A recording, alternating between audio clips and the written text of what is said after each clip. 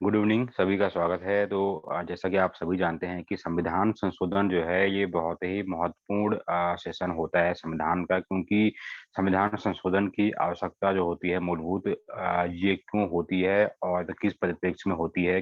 तो इसका मेन जो ये उद्देश्य है कि समय समय की मांग को देखते हुए, ठीक है, तो समय की मांग को देखते हुए संविधान में संशोधन जो है जो होते हैं किए जाते हैं, और ये संशोधन जो है संविधान के आर्टिकल 368 के अधीन ही किए जाते हैं। तो इसका आप ध्यान में हमेशा ये जो है रखेंगे। और यह संविधान संशोधन हमारे संविधान के ये 20वें भाग में वर्णित है। ठीक है, तो बहुत ही इंपॉर्टेंट है। तो अब देखते हैं कि इसमें क्या क्या चीजें महत्वपूर्ण है, इनको समझना बहुत जरूरी है। तो भारत में संविधान संशोधन की जो ये प्रोसेस होती है ये साउथ अफ्रीका से ली गई है। ठीक, पहली चीज हमेशा माइंड रखना। आगे है आपका कि ये भारतीय संविधान आंशिक रूप से ये कठोर वो लचीला है। वो ये इसलिए है क्योंकि इसमें साधारण और दोनों हमारा साधारण और ये विशेष दोनों ही तरीके से संशोधन जो है किया जा सकता है। और इन साधारण और ये विशेष ये जो संशोधन होते हैं तो इनकी कुछ सीमाएं हैं और इनकी कुछ लिमिटेशंस हैं, और वो कौन कौन से सब्जेक्ट हैं जिनके भीतर में इन्हें किया जाता है, तो उसको अभी हम देखेंगे। तीसरा इसमें आता है पॉइंट है, ब्रिटेन का संविधान सबसे लचीला है जबकि अमेरिका का संविधान सबसे कठोर है। तो इसलिए जो संविधान सबसे ज्यादा कठोर होता है उसमें संविधान संशोधन जो है बहुत ही मुश्किल से संभव हो पाता है, या फिर आप मान सकते हैं कि नहीं होता है। ठीक है, तो इसलिए भारत का जो ये संविधान है, क्योंकि ये सवाल कई बार आया है, तो ये क्या है, ये कठोर भी है लचीला भी है। ठीक हो गया। अब देखते हैं कि ये संशोधन जो है कौन कौन से होते हैं और इनके क्या क्या सब्जेक्ट हैं, यानी कि ये किन मूलभूत ये विषयों को लेकर संशोधन किए जाते हैं। तो पहला आता है आपका साधारण बहुमत के द्वारा संशोधन, यानी कि संशोधन जो है तीन ये प्रकार से किए जाते हैं। पहला है साधारण बहुमत के द्वारा, दूसरा है विशेष बहुमत के ये द्वारा संशोधन, और तीसरा आता है विशेष बहुमत और राज्यों के अनुसमर्थन के द्वारा संशोधन। ठीक है, यानी कि जो ऐसे संशोधन जिनमें जो सूचियों में ये राज्य के सूची वाले सब्जेक्ट भी जो है सम्मिलित होते हैं, तो वैसे केस में राज्यों की, और ये कैसे राज्यों की, यानी कि 50% से अधिक राज्यों की का समर्थन लेना आवश्यक होता है लगभग। ठीक है, चलिए अब इसको डिटेल में हम देखते हैं। तो देखिए इसको शॉर्ट में पहले हम इसको देख लेते हैं, समझ लेते हैं। अब देखिए साधारण ये जो ये आपका बहुमत होता है, तो इसका ये मतलब है कि संसद के दोनों सदनों में, ठीक है, दो सदन होते हैं, लोकसभा और राज्यसभा, तो दोनों सदनों में उपस्थित एवं मतदान में ये भाग लेने वाले आधे से अधिक सदस्यों के अनुसमर्थन से ये साधारण वाले जो ये संशोधन है ये हो जाता है। ठीक है, पहली चीज तो इसको ध्यान में ये रखना पड़ेगा। लेकिन इसे अनुच्छेद 368 के अंतर्गत संविधान संशोधन के अधीन नहीं माना जाता। ठीक हो गया, लेकिन ये पार्ट है संविधान संशोधन का, लेकिन ये आर्टिकल 368 के भीतर में साधारण बहुमत वाले संशोधन को नहीं माना जाता। ठीक है, तो ये भी आपको एग्जामों में कभी अगर दे देगा कि निम्नलिखित में से कौन सा संशोधन है जिसको इसके अधीन में नहीं माना जाता, तो वो है आपका साधारण बहुमत के द्वारा संविधान संशोधन। ठीक है, तो इसको आप लोग अब समझ गए होंगे। अभी दूसरे को अभी समझेंगे तो आपको इन दोनों में डिफरेंसेस मालूम आपको होंगे। अब देखिए अब हम बात करते हैं विशेष बहुमत के द्वारा संविधान में संशोधन। तो देखिए ये प्रत्येक सदन के, यानी कि दो सदन होते हैं, तो प्रत्येक सदन के ये कुल सदस्यों के, ठीक है, जितने भी सदस्य होंगे टोटल, तो उन सदस्यों के ये बहुमत ठीक तथा ये प्रत्येक सदन में उपस्थित एवं मतदान में भाग लेने वाले दो ये तिहाई सदस्यों के ये बहुमत से ये जो है ये जो संशोधन होते हैं ये पारित होते हैं, यानी कि दो ये तिहाई लोगों की आवश्यकता होती है जो वहां पर उपस्थित होंगे। ठीक है, तो ये तभी जो है ऐसे संशोधन जो होंगे विशेष बहुमत के द्वारा संविधान संशोधन के रूप में माने जाएंगे। ठीक हो गया। अब इनके सब्जेक्ट भी अभी ये देखेंगे हम नीचे कि इनसे संबंधित कौन कौन से सब्जेक्ट हैं, यानी कि इसका मतलब ये है कि साधारण ये बहुमत वाले जो संविधान संशोधन होते हैं ये कौन कौन से ये विषयों पर किए जाते हैं, और वैसे ही विशेष बहुमत के द्वारा संविधान संशोधन जो होते हैं ये किन किन विषयों पर किए जाते हैं, अभी वो नीचे भी आपको डिस्प्ले में दिख रहा होगा। अब आता तीसरा जो आता है ये है आपका विशेष ये बहुमत तथा राज्यों के अनुसमर्थन के द्वारा संविधान संशोधन। मतलब संविधान के ये प्रत्येक सदन का विशेष ये बहुमत और उसके साथ ही तथा आधे से अधिक राज्यों के विधानमंडलों के द्वारा साधारण ये बहुमत के द्वारा पास होना चाहिए वो चीज। उसके बाद ही ये वाली प्रोसेस जो है फाइनल मानी जाएगी और ये इम्पोर्टेंट भी जो है हो जाती है। ठीक है, तो आप इससे संबंधित कौन-कौन से ये सब्जेक्ट हैं, तो वो अभी आपको वन बाय वन मालूम चलेंगे। जी, फिलहाल इन तीनों के बारे में आप लोगों को मालूम होना चाहिए क्योंकि आ सकता है कभी भी। ठीक हो गया? चलिए। अच्छा, आप लोगों को मैंने शायद बीच में कोई ऐसा एक टॉपिक मैंने समझाया होगा कि महाभियोग की जो ये प्रक्रिया होती है, राष्ट्रपति के ऊपर ये लगाई इसे जो है जो लगाते हैं महा ये वियोग वाली प्रक्रिया। तो इसमें इस ये प्रक्रिया को लगाने के लिए किसी भी संसद में कितने लोगों के हस्ताक्षर जो चाहिए होते हैं महाभियोग वाली प्रोसेस को फाइनल करने के लिए, तो उसका आप लोग आंसर देंगे अभी मुझे। क्योंकि जो चीज़ें इम्पोर्टेंट है वही मैं आप लोगों से पूछता भी हूँ। चलिए, अब देखते हैं, आप लोग मुझे आंसर दीजिए। अब हम देखते हैं कि जो अभी हमने देखा था साधारण ये बहुमत के द्वारा संविधान संशोधन ये वाला, तो अब ये कैसे होता है मालूम आपको हो गया है। यानी कि संसद के दोनों सदनों में उपस्थित मतदान देने वाले आधे से अधिक सदस्यों के अनुसमर्थन से हो जाता है। ठीक हो गया? लेकिन अब ये किन ये विषयों पर ऐसे संशोधन किए जाते हैं, वो विषय भी आपको कुछ ये मोटे रूप से मालूम होने चाहिए। ठीक है? तो ये पहला है कि संघ में ये नए और या विदेशी राज्य या राज्यों का ये प्रवेश। ठीक है? तो आर्टिकल 2 ठीक हो गया। नए राज्यों का ये निर्माण और वर्तमान राज्यों के ये आपका नाम और सीमा या क्षेत्र में ये परिवर्तन। तो ये आर्टिकल जो है ये 3 के ये अधीन में है और ये परिवर्तन भी साधारण बहुमत से किए जाते हैं। तो इन दोनों में हमेशा ही कन्फ्यूजन होता है कि अगर कभी आपसे ऐसा सवाल दे दिया जाए तो आंसर आपका 2 होगा या मतलब कि ये 3 होगा। तो थोड़ा-सा इसको एक बार ये समझ भी लीजिए। अब जो पहला बोल रहा है हमसे संघ में ये नए या विदेशी राज्यों का प्रवेश। ठीक है? सपोज़ मान लीजिए कि जैसे बांग्लादेश है, नेपाल है, अन्य ऐसे ये राज्य मतलब ये देश हैं जो कि भारत संघ में सम्मिलित होना चाहते हैं, तो वो आर्टिकल 2 के अधीन वाले प्रोसेस से वो सम्मिलित होंगे। इतना माइंड में रखिए। ठीक हो गया? ठीक हो गया। अब यहाँ पे आता है दूसरा आपका आता है पॉइंट कि नए राज्यों का निर्माण या वर्तमान राज्यों के नाम या सीमा या क्षेत्र में परिवर्तन, ठीक है? ये सभी जो है हमारे उत्तराखंड से ये लाइन लगभग जुड़ी हुई है, ठीक है ना? समझ रहे होंगे आप लोग। तो ये जो है आर्टिकल 3 के अधीन में होता है, यानी कि नए राज्यों का निर्माण जैसे जैसे यूपी है, बड़े-बड़े जो भी राज्य हैं, उनका अगर छोटे राज्यों में परिवर्तन होगा या फिर किसी राज्य के नाम में परिवर्तन होगा, जैसे हमारे ये राज्य था उत्तरांचल से उत्तराखंड के रूप में ये क्या वो परिवर्तित हुआ, ठीक हो गया? तो ये जो है ये आर्टिकल 3 के अधीन में ये संशोधन हुआ था और ये दोनों ही जो है साधारण बहुमत के संशोधन के द्वारा ही हो गए थे। ठीक है, क्लियर है सभी को? तीसरा पॉइंट आता है नागरिकता से संबंधित कि भई कोई व्यक्ति भारत की नागरिक जो है कैसे होगा? तो ये आर्टिकल ये 11 में ये वर्णित है, तो यह भी संशोधन जो है साधारण बहुमत के द्वारा होता है। तो वैसे ही ये नीचे के जो भी आपके ये टॉपिक दिए गए हैं, ये सभी साधारण बहुमत के सब्जेक्ट हैं। इनमें से मेन-मेन मैं आपको समझा देता हूँ। 2 मैंने ऊपर के मेन आपको समझा दिए हैं, तीसरा जो आपका आता है, ये है आपका संघ शासित क्षेत्र के लिए विधान विधान ये मंडल या मंत्री ये जो है परिषद का सदन अगर मान लीजिए कि संघ शासित यानी कि जो है केंद्र शासित अगर जो भी क्षेत्र है तो वहाँ के लिए विधानमंडल में 2 चीज़ आती हैं, ठीक है? विधान सभा और विधान परिषद, ठीक हो गया? तो इनमें संशोधन भी जो होते हैं साधारण बहुमत के द्वारा होते हैं। ये माइंड में आप लोग हमेशा रखिएगा। दूसरा आता है राष्ट्रपति, राज्यपाल, लोकसभा अध्यक्ष, न्यायाधीशों आदि की परिलब्धियाँ विशेषाधिकार मतलब उनको सैलरी जो है बढ़ाना, क्या करना, ये करना, घटाना, बढ़ाना जो भी चीज़ें होती हैं या उनकी कुछ विशेष अधिकार होते हैं, वो भी साधारण बहुमत के अंतर्गत में आते हैं इन लोगों के। ठीक है? साधारण बहुमत से ही होते हैं ये सब चीज़ें। ठीक है?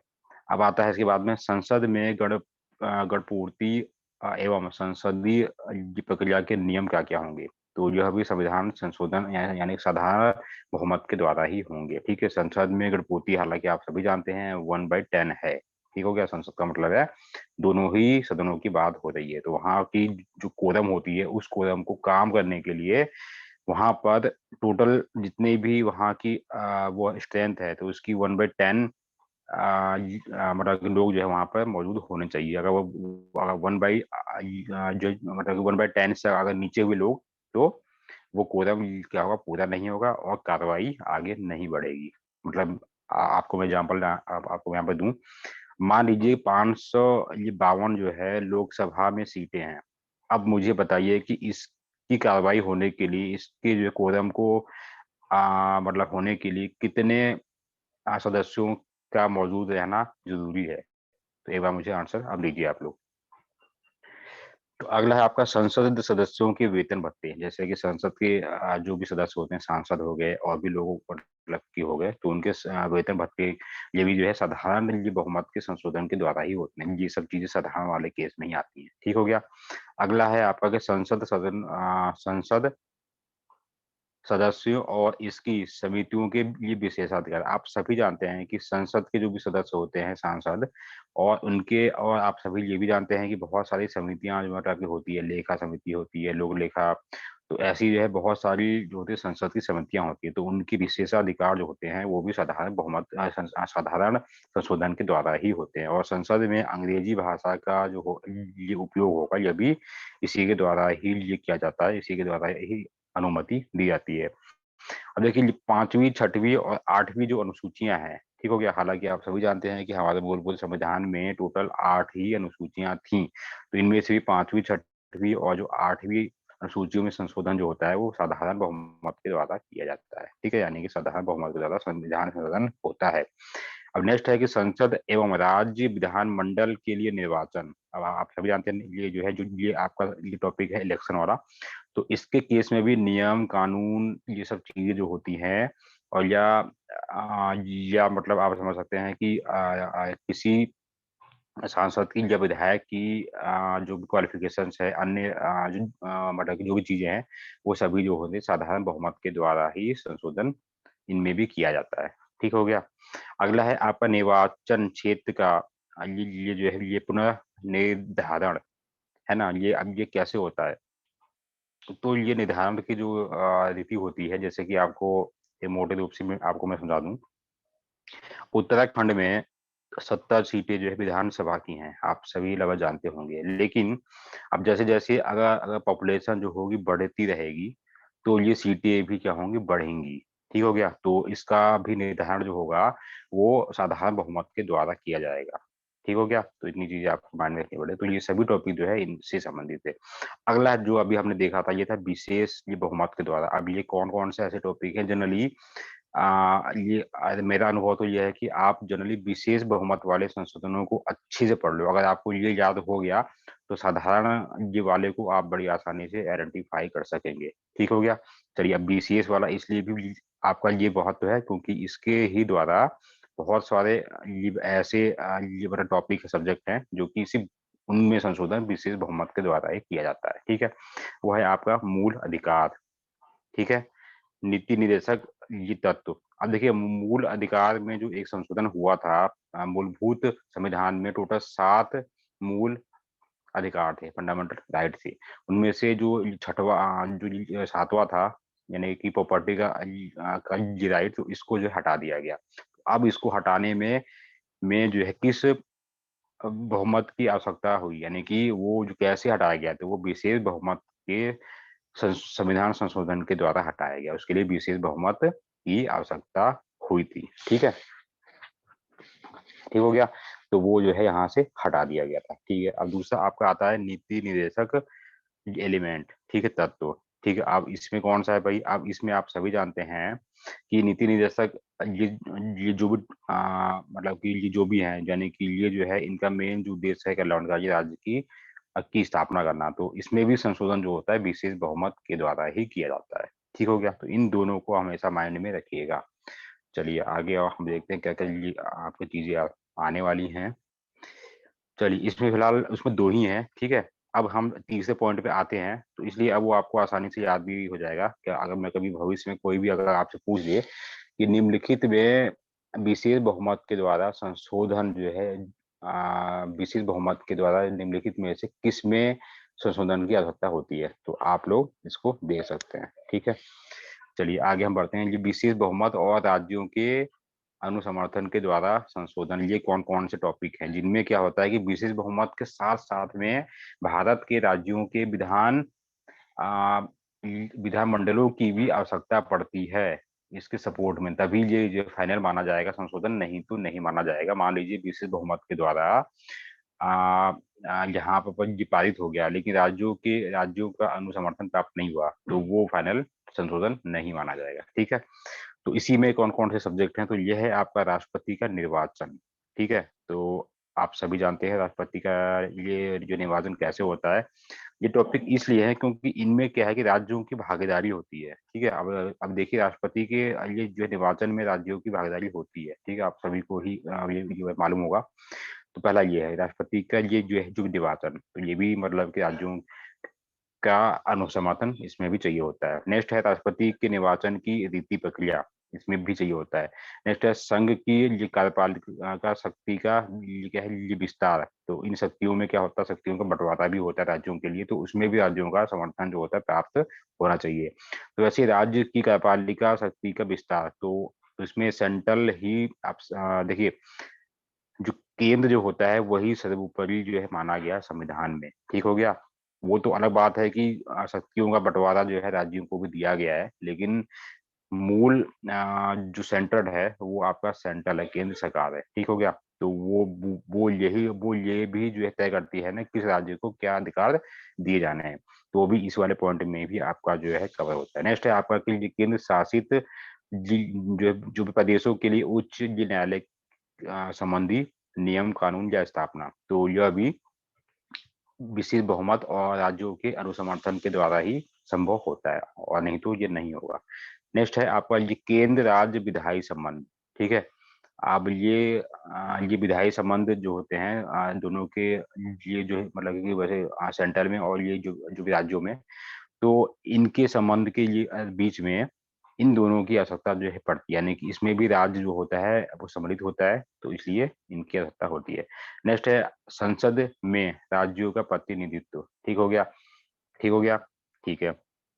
अब देखिए संसद में राज्यों का प्रतिनिधित्व की बात आ रही है, तो अब देखिए अब इसका सेंस जाता है, जैसे कि हम उत्तराखंड का हम वैसे यहाँ का हम नाम लेंगे, तो देखिए लोकसभा में उत्तराखंड की 5 सीटें हैं, राज्यसभा के लिए क्या है आपकी 3 सीटें हैं। ठीक है, तो अब ये भी ये भी जो होता है कैसे तय होता है, तो वो भी इस विशेष ये बहुमत के द्वारा ही तय होता है। ठीक है, कि मतलब कि राज्यों से ये जो है मांगा समर्थन जो है मांगते हैं कि हम कितनी सीटों को लमसम जो है मतलब कि हम रखें, अगर समर्थन सही रहता है तो ये फाइनलाइज हो जाता है। नेक्स्ट है 7वीं अनुसूची से संबंधित कोई भी अगर सब्जेक्ट है, ठीक है, तो वो भी जो होता है वो इन्हीं दोनों के साथ में ही ये भी संशोधन होता है। ठीक है, और फिर आपका लास्ट है इसमें स्वयं आर्टिकल 368। ठीक हो गया, यानी कि कोई ऐसा सब्जेक्ट यानी कि जिसमें सेंट्रल और ये राज्य की भूमिका होती है, तो वैसे केस में आर्टिकल 368 में भी स्वयं संशोधन जो है वो इसी रीति के द्वारा जो है किया जाता है। मतलब जैसे अभी हम देख रहे हैं ना कि संविधान संशोधन जो है उसके 3 जो प्रकार होते हैं। अब ये मान लीजिए कि अगर भविष्य में इसको अगर 4 प्रकार और या 2 प्रकार में ही अगर रखना हो, तो वैसे केस में भी जो होगा इस रीति के द्वारा इसको लिया जाएगा, इसमें संशोधन जो होगा वो किया जाएगा। ठीक है, तो ये सारे ये सब्जेक्ट आपको मालूम होने चाहिए। अब चलिए हम देखते हैं कि अब संविधान संशोधन की जो ये प्रोसेस होती है, अब जरा इसको भी एक बार हम समझ इसको लेते हैं कि अब इसमें होता क्या क्या। फिलहाल तो अभी हमने ये जो टाइप्स के बारे में लगभग अभी जाना है, फिर आगे हम जानेंगे कि महत्वपूर्ण कौन कौन से संविधान संशोधन हैं, और सिर्फ महत्वपूर्ण वाले ही आपको समझने हैं, बाकी चीजों को नहीं देखना है। तो देखिए संविधान संशोधन ये विधेयक जो होता है संसद के किसी भी सदन में रखा जा सकता है, बहुत ही इंपॉर्टेंट चीज है, ये भी सवाल कई बार आया हुआ है, क्योंकि जो कई लोग सोचते हैं कि नहीं ये केवल लोकसभा में ही आता है जिसमें आता है, तो ये लाइन थोड़ा सा आप लोग ध्यान में इसको आप लोग यहाँ पर रखिएगा। वैसे ही यही लाइन जो है वहां के लिए भी लागू होती है जहाँ पे हम बात करते हैं राष्ट्रपति के ऊपर आर्टिकल 61 के अधीन में महाभियोग की जो प्रोसेस लाई जाती है, वैसे केस में भी यही चीज जो फॉलो होती है, यानी उस समय भी कि संसद के किसी भी सदन में महाभियोग वाली प्रोसेस जो है वो शुरू की जा सकती है। ठीक है, आर्टिकल 61। अच्छा, इसमें और हम देखते हैं कि ये किसी भी सदन में इसकी भी ये जो प्रोसेस होती है शुरुआत इसकी हो सकती है, लेकिन जो है ये क्या है, ये पुनः स्थापित भी ये किया जो है जो भी किया जा सकता है दोबारा से भी, अगर वहां पे अगर अगर फेल हो जाए एक बार। ठीक है, मतलब जैसे कि राज्यसभा में क्या हुआ इसको, मतलब कि संविधान संशोधन के लिए जहां पर राज्यसभा में पहले जो है जुए रखा गया, मान लीजिए जहां जहां पर ये मतलब फेल हो गया, तो इसमें इस राज्यसभा में भी फिर से दोबारा से जो है इस संशोधन वाली रीति को फिर से लाया जा सकता है। यहाँ पर ये कहने का ये मीनिंग है। ठीक है, चलिए आगे है कि अब यहाँ पे देखिए एक चीज और यहाँ पे लिखी गई है, ये यहाँ पे है, ये है किंतु राज्य विधान ये मंडल में इस प्रोसेस को डायरेक्ट नहीं लाया जा सकता। ठीक है, तो ये माइंड में भी ये रखने, क्योंकि ऑप्शन में ये भी दिया जा सकता है। अगला है आपका संविधान संशोधन, ये विधेयक जो है सरकारी एवं गैर सरकारी दोनों सदस्यों के द्वारा लाया जा सकता है। ठीक हो गया, ध्यान में ये भी आपको रखना पड़ेगा। चलिए, तो अब ये सरकारी और ये गैर सरकारी ये सदस्य ये कौन होते हैं भाई? ये भी तो मालूम होना चाहिए ना। आप मुझे बताओ कि अब आपको जहां तक मालूम चल गया है ना, किसी भी सदन में ये पहले इस प्रोसेस को लाया जा सकता है, शुरुआत इसकी कहीं से भी हो सकती है, और इसमें सरकारी और गैर सरकारी दोनों सदस्यों को लाया जा सकता है। ठीक हो गया, दोनों सदस्यों के द्वारा जो है ये संशोधन, ये जो संविधान संशोधन की रीति है लाई जा सकती है। अब ये दोनों हैं कौन कौन, जरा मुझे आंसर देंगे। संविधान संशोधन, ये जो ये ऑर्डिनेंस है के ऊपर संयुक्त अधिवेशन जो है कभी भी बुलाई नहीं जा सकती। ठीक है, अब इससे संबंधित मैंने आप लोगों से एक बार बीच के सेशन में कुछ सवाल भी आपको मैंने समझाए थे अच्छे से। ठीक है, देखिए संयुक्त अधिवेशन जो होता है, ये ध्यान में ये रखिएगा हमेशा कि संविधान संशोधन की रीति के लिए कभी भी संयुक्त अधिवेशन नहीं बुलाया जा सकता। संयुक्त का मतलब होता है लोकसभा और राज्यसभा को एक साथ बैठाना। ठीक है, और इसी में से कई बार सवाल पूछे भी जाते हैं कि संयुक्त अधिवेशन का संचालन कौन करता है, तो इसका जो सही आंसर है वो आप लोग जानते हैं। तो इन सभी के आंसर मुझे वन बाय वन आप लोग दीजिए, नहीं आएगा तब मैं समझाता हूँ। ठीक है, क्योंकि ये सब चीजें बेसिक हैं और इन्हीं में से सवाल ही दिए जाते हैं, और आप लोगों ने ऐसे कोई सवाल जनरली लगभग नहीं देखे होंगे जो इससे हट कर हों। तो आंसर दीजिए फटाफट से, और या मैं जो मैं समझा रहा हूँ आपको समझ में आ रहा है या नहीं आता है ये भी मुझे बताओ, बताते भी रहो बीच बीच में, क्योंकि मुझे भी फीडबैक मुझे मिलता मिलता रहेगा।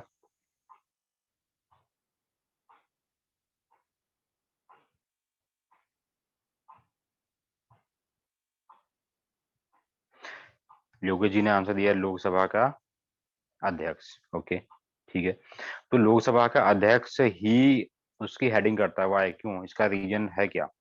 ये सब चीजें मैंने अपने किसी लेक्चर में समझाया था।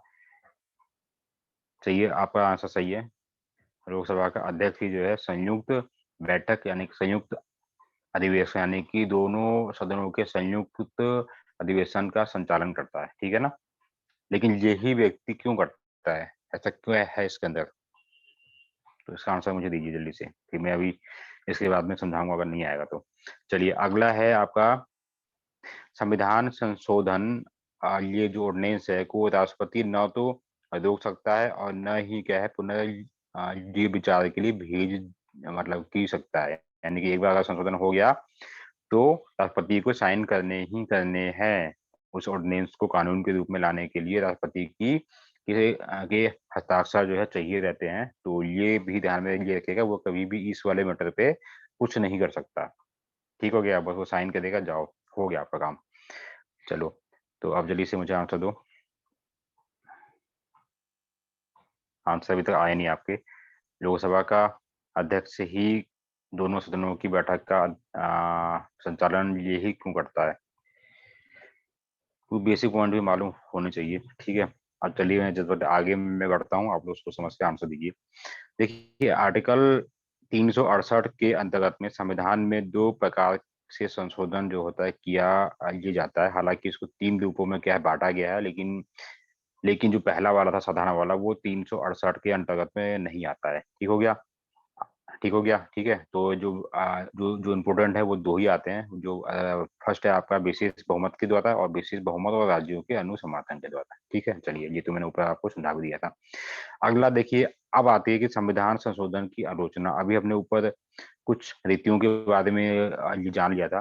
ठीक हो गया? अब इसकी आलोचना के बारे में भी हम थोड़ा सा लगभग देख लेते हैं। ठीक है, उसके बाद हम सीधे बढ़ेंगे कौन कौन से अब तक के महत्वपूर्ण संविधान संशोधन हुए हैं, क्योंकि इनमें से भी कई बार सवाल दिए जाते हैं और इनमें से बहुत सारे आपको मालूम भी होंगे। तो आलोचना में है क्या है कि संविधान संशोधन जो है जो कार्य के लिए किसी भी निकाय का क्या है अभाव है।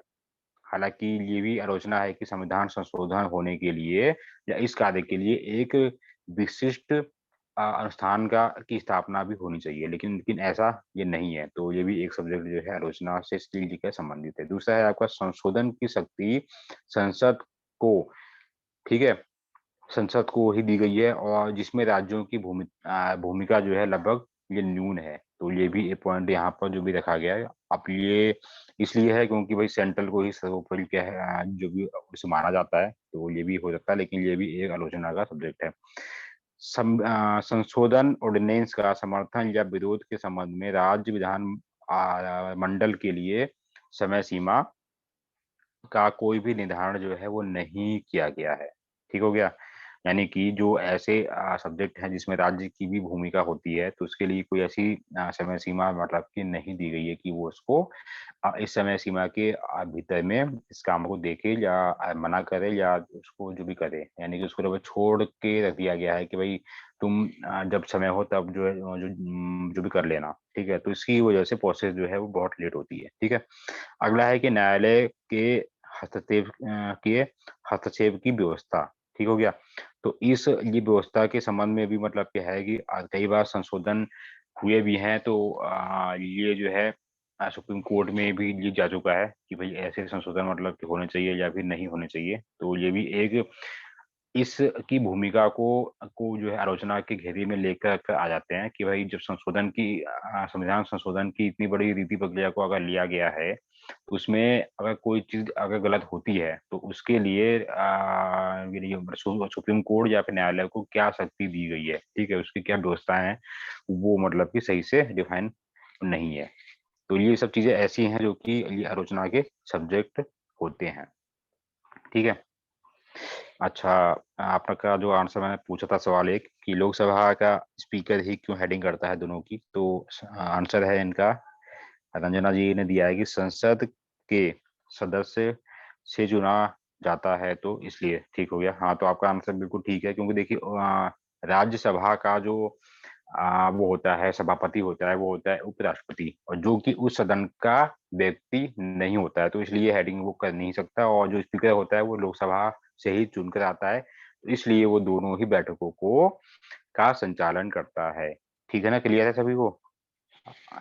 चलो, अच्छी बात है। अब कुछ महत्वपूर्ण संविधान संशोधन को हम देख लेते हैं। ठीक है? तो ये जो पहला हुआ था ये हुआ था 1951 में हुआ था। ठीक है? यानी कि बनते ही संविधान संशोधन का काम जो है शुरू हो चुका।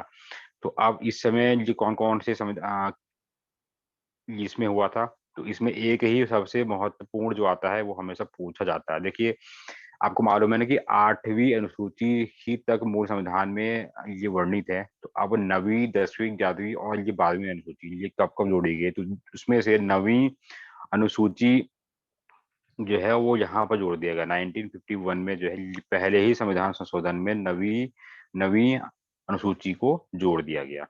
ठीक हो गया ना? तो इन चीजों को ध्यान में आप लोग यहाँ पर रखिएगा। अगला है आपका, इनमें से सब चीजें तो आपको पढ़नी नहीं है, तो जो मेन मेन है बस उन्हीं को ही देखना है। तो आगे हम अब इसमें बढ़ेंगे। देखिए, ये था आपका, मैंने आप लोगों को कल होमवर्क भी दिया था, ये 42वां और ये 44वां संविधान संशोधन।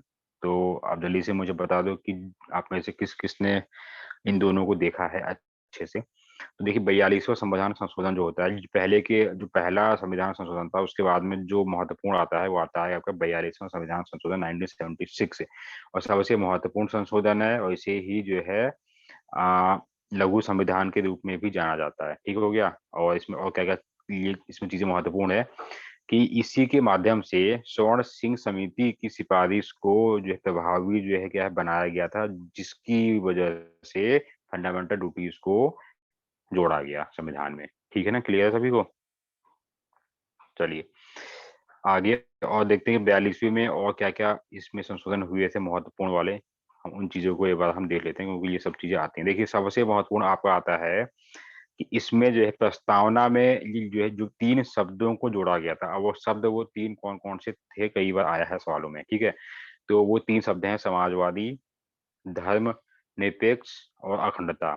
अब देखिए, अब यहाँ पर सबसे ये कॉमन बात यह है कि अब यहाँ पे एक जो शब्द आता है धर्म निरपेक्ष, इसका मतलब यह है कि भारत में किसी विशेष धर्म को महत्ता नहीं दी जाती, यानी कि इसमें सभी धर्मों को समान महत्ता जो है दी जाती है। ठीक है, और आज का जो परिवेश है वो जो है जो भी है वो इस सेंस को क्या कहता है, निग्लेक्ट, यानी कि वो नेगेटिव में लेकर वो जा रहा है, जो कि ऐसा यानी कि संविधान का वो क्या है, उल्लंघन हो रहा है।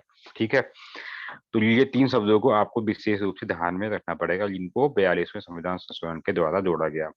अगला है आपका नागरिकों के लिए मूल कर्तव्यों को जोड़ा गया था, जिसके लिए भाग 4A ये नया बनाया गया था। और इसमें जो है आर्टिकल 51A के तहत में मूल ये कर्तव्यों को जोड़ा गया था, और सरदार स्वर्ण सिंह समिति की सिफारिश पर। तो ये भी इसी में हुआ था। ठीक है, आगे हम यहाँ पर देखते हैं कि कैबिनेट की सलाह के लिए राष्ट्रपति की क्या बाध्यता को भी क्या किया गया है, और यहाँ पर जोड़ा गया है। ठीक है, हालांकि ये तो इतना इम्पोर्टेंट वैसे है ही नहीं। चलिए आगे अब देखते हैं कि और क्या क्या इसमें चीजें आती हैं। अब देखिए, अब यहाँ पर एक महत्वपूर्ण ये चीजें यहाँ पर ये आ चुकी हैं कि संविधान संशोधन को न्यायिक जांच से जो है बाहर रख दिया गया। लेकिन मूल संविधान में उसको तो लाया गया था, और उसके संबंध में सुप्रीम कोर्ट में वाद भी जो दायर हुए थे। लेकिन जब ये 42वां संशोधन आया तो इसने न्यायिक अर्ध जांच से हटा दिया कि भाई संविधान संशोधन जो होगा वो उसके ऊपर किसी भी प्रकार की चुनौती या जांच नहीं हो सकती, यानी कि उसको स्वतंत्र जो है जो भी कर दिया गया। ठीक है, तो ये इंपॉर्टेंट है, ध्यान में आपको यहाँ पर देना है। अब देखिए, इसी में एक चीज होती है कि लोकसभा और विधानसभा के कार्यकाल को 5 वर्ष से जो है बढ़ाकर वो 6 वर्ष से जो है कर दिया गया था इस वाले में 42वें संविधान संशोधन में। लेकिन बाद में फिर फील हुआ कि नहीं, 5 वर्ष से ही ठीक था।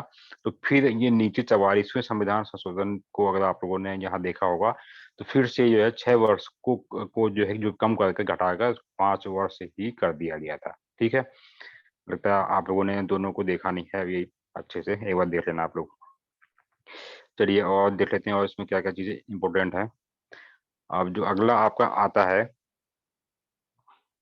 कि 42वें संविधान संशोधन के लिए जो है इसकी ये वजह से ये देखिए 3 नए निदेशक ये तत्वों को भी क्या है जोड़ा गया था, यानी कि अर्थात समान ये न्याय, निःशुल्क विधिक सहायता और उद्योगों के प्रबंध में कामगारों की भागीदारी, ठीक है, लेना, और पर्यावरण का संरक्षण और संवर्धन, और वन्य जीवों की रक्षा। तो इन निदेशक ये तत्वों को भी जो है इसी 42वें संविधान संशोधन में यहाँ पर जोड़ा गया। इंपोर्टेंट है, ये भी ध्यान में इसको भी आपको देना है। नेक्स्ट है कि भारत के जो है कि एक ये भाग में राष्ट्रीय आपात की घोषणा, तो इसको भी जो है जोड़ा गया था इसी वाले में। इंपोर्टेंट है ये। चलिए अब इसमें कुछ और पॉइंट को हम देख लेते हैं। आई थिंक जो मेन मेन थे वो सारे लगभग हो चुके हैं। एक जो सबसे इम्पोर्टेंट है, देखिए ये आता है आपका, ये कई बार ये पूछा भी गया था। तो 5 ऐसे सब्जेक्ट हैं जिनको राज्य सूची से निकाल कर समवर्ती सूची में डाल दिया गया है। ठीक है, अब ये सूचियां, जो सूची वाला सेक्शन आएगा उसमें मैं आपको समझाऊंगा। 3 प्रकार की सूचियां होती हैं। एक होती है संघ सूची, एक होती है राज्य सूची, एक होती है समवर्ती सूची। संघ सूची के सब्जेक्ट जो होते हैं, अब मैं आपको अभी से ही बता देता हूँ। अब देखिए, जिनका कंट्रोल जो है सिर्फ सेंट्रल के हाथ में होता है, जैसे बैंकिंग, ठीक है, सेंसस,